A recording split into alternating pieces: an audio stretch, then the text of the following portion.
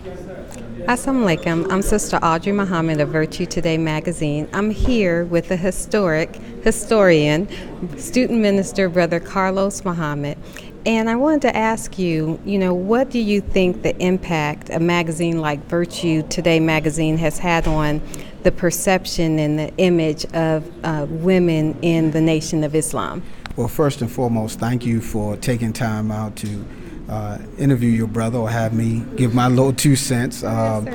We've been following your journalistic quality for a long time with the fitness and the health and the Final Call newspaper, but also through working with children and giving us proper books and things that our children can see themselves in and learn and grow. But Virtue is a pioneering magazine in terms of giving us the imagery of modesty, culture, refinement, that is the hallmark of the Nation of Islam, and thus you have been able to highlight, encapsulate many of our iconic women that are displaying high civilization and culture that can be seen by our young girls and women throughout the world now, and as well as featuring the Honorable Minister Louis Farrakhan, but black excellence in general. Yes, sir. That's what I see coming from Virtue. That's what I've seen in the past editions of Virtue magazine, and so we're very grateful to know that it's still going on. Yes, sir. What can you share with us about the history of publications? You talked about how Muhammad Speaks started. Could you share a little bit about Muhammad Speaks and how we even got initially into newspapers like the Pittsburgh Courier?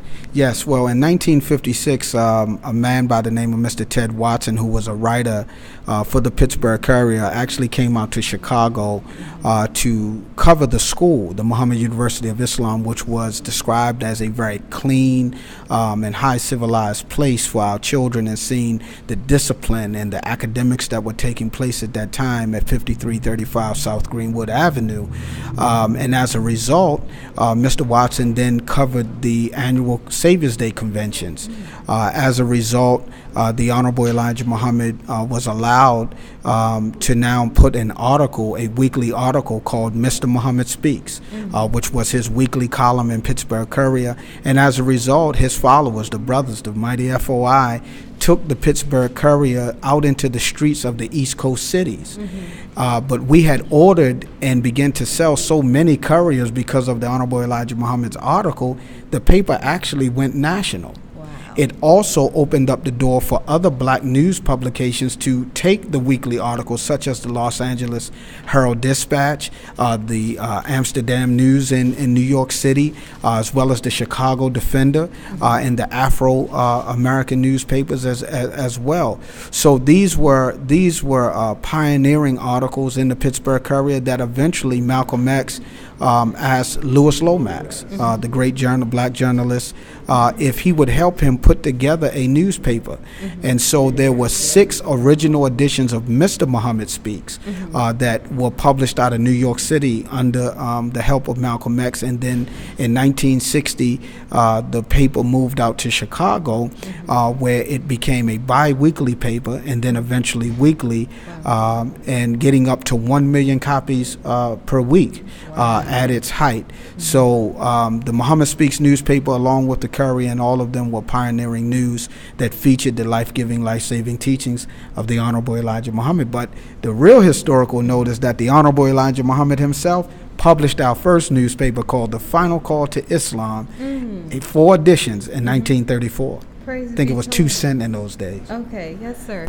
Now, what if our viewers out there have a little bit of history of the Nation of Islam? How would they get in contact with you or send that to continue building this? Yes. We're absolutely on social media. I'm an IGer, if you will, Instagram, at N.O.I Archives, NOIARCHIVES.